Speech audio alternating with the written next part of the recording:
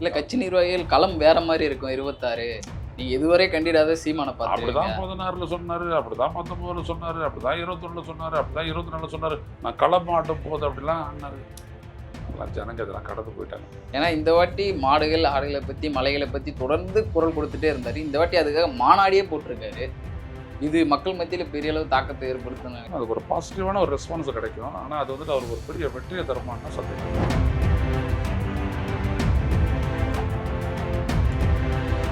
மக்களுக்கு தங்களுக்கு ஏற்படக்கூடிய பாதிப்புகளை வச்சு தான் அவங்க வந்துட்டு வாக்களிக்க போறாங்க. அந்த அடிப்படையில் பார்த்தீங்க அப்படின்னா இந்த தேர்தலுடைய முடிவுகள் வந்துட்டு வேற மாதிரியும் மாறலாம், இல்லை அதிருப்தி ஏற்பட்டு முடிவுகள் மாறலாம்.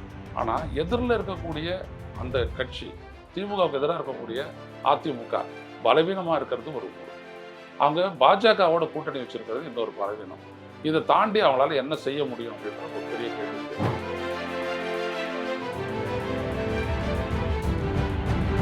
சமீப காலமாகவே பார்க்கும்போது சீமான் கூட்டணிக்கு தயாராகிற மாதிரி தான் தெரியுது. சீமான் கூட்டணிக்குள்ள போவாரா இல்லை தனிச்சே தான் போட்டியிடுவாரா? இது வரைக்கும் அவர் வந்துட்டு பார்த்தீங்கன்னா கூட்டணிலாம் கிடையாது, நான் தடுத்து தான் நிற்பேன், நான் புலி, நான் தனியாக தான் போவேன், தனியாக தான் வேட்டையாடுவேன், நான் நரி இல்லை, நான் நாயெல்லாம் என்னவோ சொல்லுவார். நான் என்ன கேட்குறேன்னா இது வரைக்கும் தனிச்சு போட்டுட்டதுக்கான அவர் சொன்ன காரணம் கூட்டணிக்கு போகிறதுல நிறைவேறாது. ஆனால் அவருடைய ஸ்ட்ரென்த்தை வச்சுக்கிட்டு ஒரு 10 சீட்டை பிடிக்கலாம் அப்படின்ற ஒரு முடிவு அவர் வந்தாருன்னா அவருடைய கட்சி அதுக்கு வந்துட்டு ஒத்துக்கும். ஆனால் யார்கிட்ட போய் சொல்லுவார்?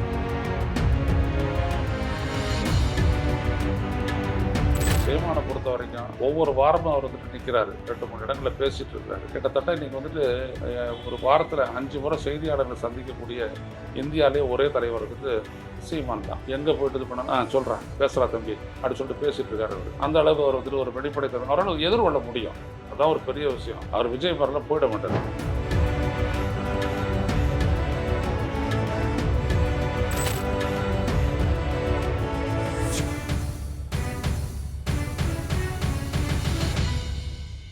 வணக்கம் சார். வணக்கம். 2026 தேர்தல் நெருங்கிட்டே வருது. எல்லா கட்சிகளும் அவருடைய கட்சி பணியை தொடர்ந்து தீவிரப்படுத்திட்டே வராங்க. இதுல சீமானுடைய நிலைப்பாடு என்னவா இருக்கு, அதை எப்படி பார்க்குறீங்க? அவர் இது வரைக்கும் வந்துட்டு நான் தனித்து போட்டியிடுவேன் அப்படி தான் சொல்லிட்டு இருக்காரு. ஒரு இடங்களில் கூட்டணின்னு பேசியிருக்காரு. தனித்து போட்டியிடக்கூடிய அளவுக்கு சீமானுக்கு வந்துட்டு ஒரு கட்சி அளவுக்கு ஸ்ட்ரென்த் இருக்குது, கொள்கை இருக்குது, பேசிகிட்டு இருக்காரு. இது வரைக்கும் தனித்தே போட்டிட்டு இருக்காரு. ஆனால் சீமானுக்கு இருக்கக்கூடிய ஒரு நெருக்கடி என்ன அப்படின்னம்னா, இது வரைக்கும் அவங்க வந்துட்டு டெபாசிட்டுக்கு கீழே தான் வாங்கியிருக்கிறாங்க. இப்போ இந்த கட்சி வந்துட்டு டெபாசிட்டை தாண்டுமா, ஓரளவுக்கு ஓரிரு இடங்களை ஜெயிக்குமா, சீமான் வெல்வாரா அப்படின்ற பல கேள்விகள்லாம் இருக்குது. அவர் வந்துட்டு என்ன பண்ணுறாரு அப்படின்னம்னா, அது வேற, நான் தமிழ்நாட்டுடைய குரலாக இருப்பேன், உரிமை குரலாக இருப்பேன் அப்படின்றதுல அவர் தெளிவாக இருக்கார். ஸோ அவருடைய கட்சி அதில் தெளிவாக நிற்குது. ஒரு தமிழ் தேசிய கட்சி அவங்க நிற்கிறாங்க. இந்த கட்சி மெயினாக குறி வைக்கிறது தாவேகாவை குறி வைக்கிறாங்க. விஜய் தான் குறி வைக்கிறாரு. ஸோ விஜய்க்கு எதிராக அவர் பரப்புரை பண்ண போகிறார். விஜய் வந்துட்டு விஜயனுடைய தகுதி இதெல்லாம் பற்றி அவர் பேச போகிறார். ஒரு நேரத்தில் விஜய் வரட்டும்னு சொன்னவர் இப்போ தகுதியெல்லாம் பற்றி பேச போகிறார். விஜய் அவர் தான் அதிகமாக விமர்சிக்க போகிறாரு. இதை எப்படி விஜய் எதிர்கொள்ள போகிறாரு அப்படின்ற ஒரு கேள்வி. இன்னொரு பக்கம் சீமான் வந்துட்டு எந்த அளவிற்கு விஜய் விமர்சிக்கிறதுனால அவர் அதிமுகவும் தாவேகாவும் கூட்டணி சேர்ந்துருச்சுன்னு வச்சுக்கோங்க, அப்போது சீமானுடைய நிலைப்பாடு என்ன? அப்போ அவர் எதிர்க்க மாட்டாரா? இந்த ஒரு கேள்வி ஒன்று இருக்குது. ஏன்னா இப்போ இவர் வந்துட்டு எக்ஸ்க்ளூசிவாக விஜயை குறி வைக்கிறாரு. விஜய் வந்துட்டு அதிமுகவோட போச்சுன்னா என்ன பண்ணுவார்? அதை எதிர்த்தார் அப்படின்னம்னா இவர் திமுகவினுடைய பதிலி ப்ராக்சி அப்படின்ற மாதிரி ஆகிடும். அப்போ அவர் என்ன பண்ண போகிறாரு அப்படின்ற ஒரு கேள்விலாம் இருக்குது. அது ஒன்று. பொதுவாக சீமானை பொறுத்த வரைக்கும் என்ன அப்படின்னோம்னா, தமிழ்நாட்டு சிக்கல்கள் எல்லாம் எடுத்து வச்சு சிறப்பாக பேசி ஒரு கணிசமான வாக்கு வாங்குவார். ஆனால் சமீப காலமாக அவர் இந்த விக்கிரவாண்டி தேர்தலுக்கு பிறகு தந்தை பெரியாரை பற்றி பேசுனது, இன்னும் சில விடயங்களை வந்துட்டு இப்போ கூட ஒரு பேச்சாளர் வந்துட்டு பார்த்தீங்கன்னா, நாம் தமிழர் கட்சியினுடைய ஒரு பெண்மணி வந்துட்டு அவரை பெரியாரை செருப்பால் அடிப்பேன்லாம் பேசிட்டு இருக்காங்க. இதெல்லாம் அவங்க வந்துட்டு பெரிய அளவுக்கு பண்ணுறாங்க. தமிழ்நாட்டில் ஏன் இந்திய ஒன்றிய அரசியல்லே தந்தை பெரியாருடைய போராட்டத்திற்கு காரணமாக தான் இடஒதுக்கீடு உரிமைன்றது அரசமைப்பு ரீதியாக உறுதியானது. இது கூட தெரியாமல் பேசிகிட்டு இருக்காங்க. பெரியார் சொத்தை வச்சுட்டு என்ன பண்ணுறாரு அப்படிலாம் கேட்குறாங்க. பெரியாருடைய சொத்தை வச்சுக்கிட்டு தான் பெரியார் சுயமரியாதை பிரச்சார நிறுவனன்ற ஒரு அமைப்பை உண்டாக்கி ஏகப்பட்ட புத்தகங்களை வெளியிட்டு இன்றைக்கும் அந்த சொத்துக்கள்லாம் அந்த அறக்கட்டளை பேரில் தான் இருக்குது. எந்த தனி மனிதர் பேர்லேயும் இல்லை. யாரை அனுபவிக்கிறது இவங்க அதெல்லாம் பேசிகிட்டு இருக்கிறாங்க. அந்த மாதிரி இந்த கட்சிக்குள்ளே அப்படிலாம் எதுவுமே கிடையாது. அப்போது ஒரு பெரிய ஒரு தலைவரை, மிகப்பெரிய மக்களுடைய முன்னேற்றத்திற்கு வித்துட்ட ஒரு தலைவரை இவங்க கேவலமாக பேசிட்டு வர்றது இந்த தேர்தலில் நிச்சயமாக சீமானுக்கு எதிராக எதிரொலிக்கும். இதையும் தாண்டி சீமான் என்ன போகிறாரு அப்படின்றது ஒன்று. அதே நேரத்தில் இவர் விஜயை பற்றி எதிர்த்து பேச போகிறாரு. அதை எப்படி தமிழ்நாட்டு மக்கள் ரிசீவ் பண்ண போகிறாங்கன்றது பொறுத்திருந்து பார்க்கணும். ஏன்னா நாம் தமிழர் அவர்களுக்கு வந்து 8% வாக்கு இருக்கு. விஜய் வருகையினால அந்த வாக்கு சதவீதம் குறையுமா அல்லது ஏறுமா? விஜயனுடைய இதனால எந்த கட்சிக்கும் எந்த விதமான பாதிப்பும் ஏற்படாது அப்படின்ற அளவுக்கு விஜயனுடைய பேச்சு இருக்குது. விஜய் ரசிகர்களாக இருந்து மற்ற கட்சிகளுக்கு ஓட்டு போட்டவங்க இப்போ விஜய்க்காக ஓட்டு போடுறாங்கன்னு வச்சுக்கோங்க. அதை தவிர வேறு எதுவும் ஆகாது. நாம் தமிழர் கட்சியினுடைய வாக்கு, நாம் தமிழர் கட்சியினுடைய தொண்டருடைய வாக்கு, நாம் தமிழர் கட்சியினுடைய ஆதரவு விஜய்க்கு மாறுறதுக்கான எள்ளளவு வாய்ப்பும் இல்லை. ஏன்னா அவங்க வந்துட்டு ஒரு கொள்கை ரீதியான தெளிவான ஒரு கட்சி அமைப்பு. இது தெளிவற்ற துணிவற்ற ஒரு கட்சி அமைப்பு. அதனால் அந்த வாக்குகளோ இதையோ இவங்க விஜய் ஈர்க்கிறதுக்கான வாய்ப்பு இல்லை. இந்த தேர்தல் வந்து சீமானுக்கு ரொம்பவே முக்கியமான தேர்தலாக பார்க்கப்படுது. ஏன்னா ஜெயலலிதா, கலைஞர் 2 ஆளுமைகள் இல்லாமல் முதல் தேர்தல் நடந்துருச்சு. இப்போ இது 2வது தேர்தலாக இருக்குது. கலைஞர் இறந்த சோகத்தை வைத்து தான் ஸ்டாலின் முதலமைச்சராக ஆனாருன்னு சொல்கிறாங்க. திமுக தொடர்ந்து 2 முறை ஜெயிச்சது இல்லைன்னு சொல்கிறாங்க. அதிமுக தொடர்ந்து 2வது முறை தோத்தது இல்லைன்னு சொல்கிறாங்க. ஸோ இந்த பல கிளாஷ் இருக்குது. இதில் சீமான் தன்னை எப்படி நிலைநிறுத்திப்பார்? இதில் விஜய் வருகை வேறு இருக்குது. அதாவது அரசியலை பொறுத்த வரைக்கும் இருக்கக்கூடிய ஒரு அரசினுடைய செயல்பாடு, அவங்க தீட்டிய திட்டங்கள், அவங்க நடைமுறைப்படுத்தக்கூடிய மக்கள் நல திட்டங்கள், இவைகளால் பலனடையக்கூடிய மக்கள் எப்படிப்பட்ட ஒரு மனநிலையில் இருக்கிறாங்கன்றதை பொறுத்து தான் முடிவுகள் வரும். அந்த இடத்துல ஸ்டாலின் திமுக அரசு செஞ்சிருக்கக்கூடிய நிறைவேற்றிருக்கக்கூடிய பல்வேறு திட்டங்களுக்கு இந்த மக்கள் மத்தியில் எப்படியாப்பட்ட ஒரு வரவேற்பு இருக்குது, பிடிப்பு இருக்குது அப்படின்றத பொறுத்து தான் மாறும். இவங்க ஏற்கனவே வரலாறு காட்டி 2 முறை ஜெயிச்சதில்லை, 3வது முறை வந்ததில்லை, 4வது முறை, இதெல்லாம் வந்துட்டு பழைய, இதெல்லாம் ஒரு ஜோதிடம் தொடர்பான ஒரு விஷயங்கள். இதெல்லாம் அப்படிலாம் மக்களுக்கு தங்களுக்கு ஏற்படக்கூடிய பாதிப்புகளை வச்சு தான் அவங்க வந்துட்டு வாக்களிக்க போகிறாங்க. அந்த அடிப்படையில் பார்த்தீங்க அப்படின்னோம்னா இந்த தேர்தலுடைய முடிவுகள் வந்துட்டு வேறு மாதிரியும் மாறலாம், இல்லை அதிருப்தி ஏற்பட்டு முடிவுகள் மாறலாம். ஆனால் எதிரில் இருக்கக்கூடிய அந்த கட்சி, திமுகவுக்கு எதிராக இருக்கக்கூடிய அதிமுக பலவீனமாக இருக்கிறது ஒரு பொருட்டு. அவங்க பாஜகவோட கூட்டணி வச்சுருக்கிறது இன்னொரு பலவீனம். இதை தாண்டி அவங்களால என்ன செய்ய முடியும் அப்படின்ற ஒரு பெரிய கேள்வி இருக்குது. பெரிய அளவுக்கு பலமில்லாத விஜயால் இந்த ஆட்சிக்கு எதிராக என்ன விதமான அளவுக்கு மக்கள் செல்வாக்கு பெற்று அவர்களை தோற்கடிக்க முடியும்னு நம்புகிறாங்க அப்படின்றது தெரியலை. ஆனால் அது சாத்தியமில்லை. இப்படிப்பட்ட ஒரு சூழலில் நாம் தமிழர் கட்சிக்கான அந்த செல்வாக்கு வந்துட்டு உயருமா அப்படின்னா, நான் சொன்ன அந்த பெரியார் ஃபேக்டர் அப்படின்றது ரொம்ப முக்கியம். அதை தாண்டி இவர் வந்துட்டு விஜய் எதிர்த்து பேசுறதுனால இவருடைய வாக்கு வங்கியை அவர் தக்க வச்சுக்குவாரா, பொறுத்தவங்க தான் பார்க்கணும். சமீப காலமாகவே சீமான் பண்ணக்கூடிய எல்லா விஷயங்களும் நகைப்புக்கு உண்டாகுது. ஃபஸ்ட்டு வந்து மாடுக்கு மாநாடு போட்டார், 2வது மரங்களுக்கு போட்டார், இப்போ மலைக்கு மாநாடு போட்டிருக்காரு. இந்த மாநாடு மக்கள் மத்தியில் பெரிய தாக்கத்தை ஏற்படுத்துமா, இல்லை நிறைய பேர் கிண்டல் செய்கிறாங்களே, இதை எப்படி பார்க்குறீங்க? இல்லை, இப்போ மாடு மேய்க்கிறது அப்படின்னு சொல்லும்போது சிரிக்கிறது எல்லாம் வந்துட்டு ரொம்ப ஈஸி. நான் கேட்குற கேள்வி என்னென்னா, மாடுகளுக்கான இந்த மேய்ச்சல் நிலம் அப்படின்றது அந்த கால்நடைகளினுடைய உரிமையா இல்லையா அப்படின்னு கேட்டிங்க அப்படின்னா, வாயில்லா ஜீவன்களுக்கான ஒரு உரிமை, வாழ்வு உரிமை அப்படின்றது இருக்குது அப்படின்றது தான் வந்துட்டு இந்த ஜல்லிக்கட்டு தொடர்பான உச்சநீதிமன்றத்தினுடைய தீர்ப்பு சொல்லுது. அதுங்களுக்கும் வாழ்வு உரிமை உண்டு, அதுக்குள்ளே இம்சிக்கக்கூடாது அப்படின்ட்டு. இந்த நாடு பால் உற்பத்தியில் ஒரு பெரிய அளவுக்கு நிற்கிது. அப்போ அந்த பால் உற்பத்தி பண்ணக்கூடிய இந்த மாடுகளுக்கு வந்துட்டு மேய்ச்சல் நிலம் அது எப்படி இருந்த மேய்ச்சல் நிலங்கள்லாம் என்ன ஆச்சு? அப்போ அந்த மேய்ச்சல் நிலங்களை மீட்கணும் அப்படின்ற ஒரு கோரிக்கையும், வனத்தில் அதுங்க மேய அனுமதிக்கணும் அப்படின்ற இன்னொரு விடயமும் மிக மிக முக்கியத்துவம் வாய்ந்தவையாக நான் கருதுகிறேன். காடை பொறுத்து அவர் பண்ணக்கூடியது வந்துட்டு என்விரான்மெண்டல் இஷ்யூ. அது காடுகளை அழிச்சிட்டிங்கன்னா அப்புறம் நாடு அழிஞ்சிரும். அப்போ காடுகளை பற்றி காப்பாற்ற வேண்டும் சொல்லக்கூடிய அந்த ஒரு விழிப்புணர்வோடு சேர்ந்த அந்த ஒரு போராட்டம் அர்த்தமுள்ளதாக நான் பார்க்குறேன். சும்மா இங்கே உட்காந்துக்கிட்டு நானும் வந்துட்டு விமர்சனம் பண்ணுவேன் நான் அப்படின்னு சொல்கிறவங்களுடைய கதை வேறு. ஆனால் சீமான் முன்னெடுக்கக்கூடிய இந்த இஷ்யூவில் முன்னெடுக்கக்கூடிய போராட்டங்கள் முக்கியத்துவம் வாய்ந்ததாக நான் கருதுகிறேன். சுற்றுச்சூழல் தொடர்பான அந்த விடயத்தில் சமீப காலமாகவே பார்க்கும்போது சீமான் கூட்டணிக்கு தயாராகிற மாதிரி தான் தெரியுது. சீமான் கூட்டணிக்குள்ளே போவாரா, இல்லை தனிச்சே தான் போட்டியிடுவாரா?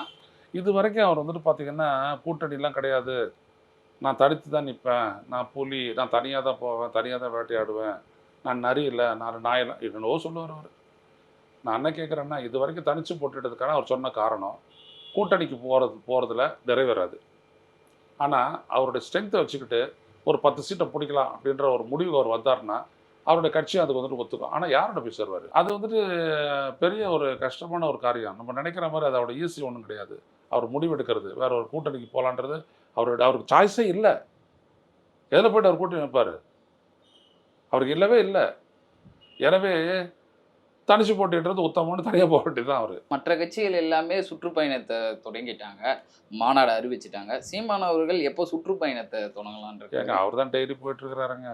சீமானை பொறுத்த வரைக்கும் தேர்தல் சுற்றுப்பயணமா மக்களை ஏங்க சந்திக்கிறது. அவருக்கு தேர்தல் இல்லாத எல்லாம் ஒன்று தான். சீமானை பொறுத்த வரைக்கும் ஒவ்வொரு வாரமும் அவர் வந்துட்டு நிற்கிறாரு. 2-3 இடங்களில் பேசிகிட்டு இருக்கிறாரு. கிட்டத்தட்ட இன்னைக்கு வந்துட்டு ஒரு வாரத்தில் 5 முறை செய்தியாளர்களை சந்திக்கக்கூடிய இந்தியாவிலே ஒரே தலைவர் வந்துட்டு சீமான் தான். எங்கே போயிட்டு இது பண்ண சொல்கிறேன் பேசுகிறா தம்பி அப்படி சொல்லிட்டு பேசிகிட்டு இருக்காரு அவர். அந்த அளவுக்கு அவர் வந்துட்டு ஒரு வெளிப்படைத்தன்மை அவரால் எதிர்கொள்ள முடியும். அதுதான் ஒரு பெரிய விஷயம். அவர் விஜய் மாதிரிலாம் போயிட மாட்டார். அவரால் எதிர்கொள்ள முடியும் பத்திரிகையாளர்களை. பிரச்சனை என்னன்றது அவருக்கு தெரியும். பிரச்சனை பற்றி அவர் பேசுவார். அது பற்றி அவர் ஒரு புரிதல் இருக்குது. அது சரியா தப்பா அப்படின்றதெல்லாம் வேற விடயம். புரிதல் இருக்குது. எதிர்க்க வேண்டியதை எதிர்ப்பார்.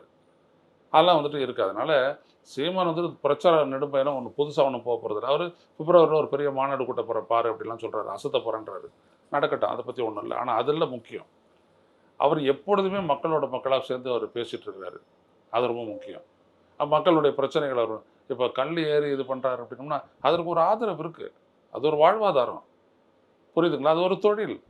அப்போ அதை காப்பாற்றணும் அப்படின்ற ஒரு இடம் வந்திருக்குது. இப்போ அதை எப்படி செய்ய போகிறோம் அப்படின்றதான் ரொம்ப முக்கியம். இங்கே மட்டும் இல்லை, கொங்கு மண்டலத்தில் இருக்குது. எல்லா இடத்துலையும் வந்துட்டு கடல் இறக்குதல் அப்படின்றது ஒரு பெரும் தொழிலாக இருக்கணும் அப்படின்னு சொல்லிட்டு அவங்க எதிர்பார்க்குறாங்க.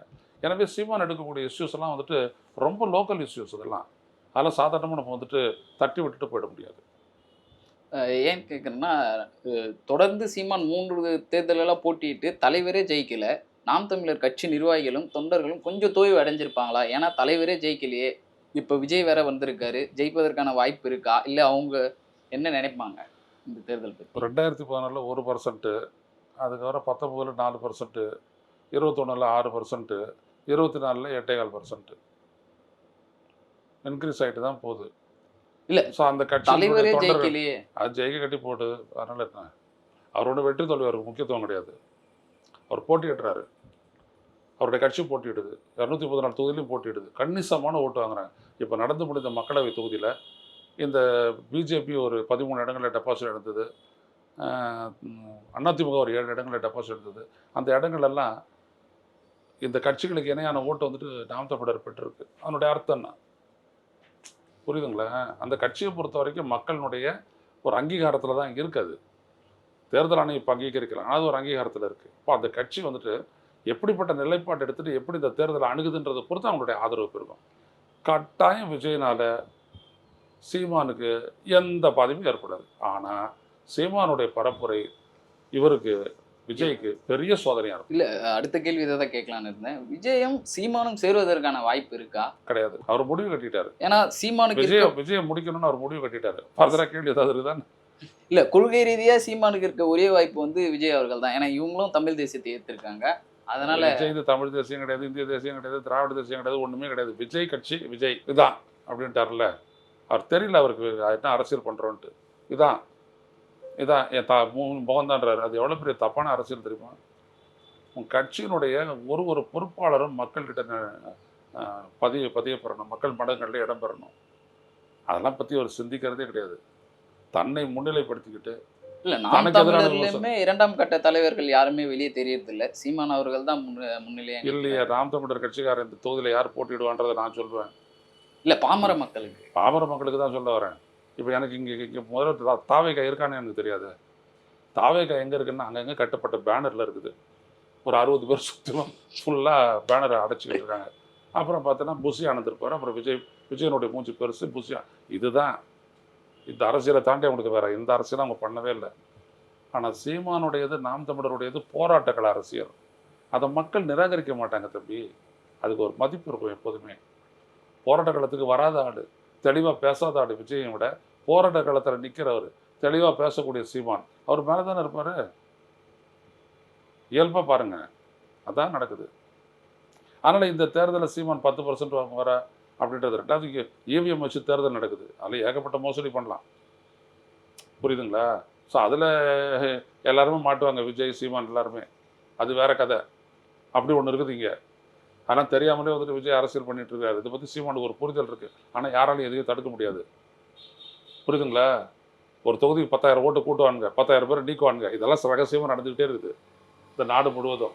ஆனால் அந்த பிரச்சனையை பற்றிட்டு விஜய் பேசுறதே இல்லை. சீமான் லைட்டாக தொடர்றாரு. அதுதான். ஏன்னா முழுக்க இறங்கி சீமான் எந்த பேச்சும் பேச பேசல. மாட்டேங்கிறாரு. பிஜேபி எதிர்த்து முழு மூச்சா இறக்கி பேச மாட்டேங்கிறாரு. தொடர்ந்து திராவிட கழகத்தின் மேல முழு மூச்சா இறங்கி பேசுறாரு. ஆனா பிஜேபி தொடர்ந்து பேசாததுக்கு காரணம் என்ன அப்படின்னா ஒரு விதமான அண்டர்ஸ்டாண்டிங் தான். இல்ல அது சரிதானா தமிழ்நாட்டு வளர்ச்சி? தப்பு, 100% தப்பு. ஆனா இன்னைக்கு இருக்க பெரிய பிரச்சனையில ஒரு பிரச்சனை ஓட்டு திருட்டு தான். ஆமா. அதை தொடர்ந்து பேசாததுனால அவருடைய நிச்சயமா 100%. ஏன்னா அதை தான் பேசி ஆகணும். அது பேசாத போகிற எந்த கட்சியும் வந்துட்டு மக்களுக்கான கட்சி கிடையாது. அது சீமானா இருந்தானே, விஜயா இருந்தானே, யாராக இருந்தாலும் கிடையாது. இதன் பிறகு சீமானுடைய அரசியல் எதிர்காலம் எப்படி இருக்கணும்? அதெல்லாம் கணிக்க முடியாது தம்பி. அவர் ஒன்றும் எதிர்காலத்தை பார்த்தீங்கன்னா அரசியல் பண்ணலை. அவர் அன்றாட அரசியல் பண்ணிட்டு இருக்காரு. புரியுதுங்களா? அவருடைய அரசியல் ஏற்ற இறக்கங்கள்லாம் யாராலும் இருக்குது. அவருக்கே ஒரு அப்ஜெக்டிவ் இருக்குதான்னு தெரியாது நமக்கு. நம்ம ஏன் அவரை பற்றி பேசிட்டு இருக்கோம்? எதிர்காலத்துல முதலமைச்சராக வாய்ப்பு இருக்கா? அது எப்படி பண்ணுறது, எப்படி சொல்கிறது? கடுமையான ஒரு பகல் கனவுப்பா. எனக்கு கூட கனவு வரும். ஆனால் அப்படிலாம் எந்த கனவுலாம் வந்ததில்லை. அவர்லாம் அப்படிலாம் சொன்னதே இல்லை. நான் முதலமைச்சர் ஆனால் அப்படிலாம் சீமானுக்கு தெரியும். அதெல்லாம் எதுவும் ஆகாது அப்படி இல்ல. கட்சி நிர்வாகிகள் களம் வேற மாதிரி இருக்கும். 26 நீங்க இதுவரை கண்டிடாத சீமானை பார்த்து அப்படிதான் 16ல் சொன்னாரு, அப்படிதான் 19ல் சொன்னாரு, அப்படிதான் 21ல் சொன்னாரு, அப்படிதான் 24ல் சொன்னாரு. நான் களம் மாட்டும் போது அப்படிலாம் ஆனாரு. அதெல்லாம் ஜனங்க இதெல்லாம் கடந்து போயிட்டாங்க. ஏன்னா இந்த வாட்டி மாடுகள் ஆடுகளை பத்தி மலைகளை பத்தி தொடர்ந்து குரல் கொடுத்துட்டே இருந்தாரு. இந்த வாட்டி அதுக்காக மாநாடியே போட்டிருக்காரு. இது மக்கள் மத்தியில பெரிய அளவு தாக்கத்தை ஏற்படுத்தும் நினைக்கிறேன். அதுக்கு ஒரு பாசிட்டிவான ஒரு ரெஸ்பான்ஸ் கிடைக்கும். ஆனால் அது வந்துட்டு அவருக்கு ஒரு பெரிய வெற்றியை தருமான்னா சந்தேகம் தான். ரொம்ப நன்றி. நன்றி.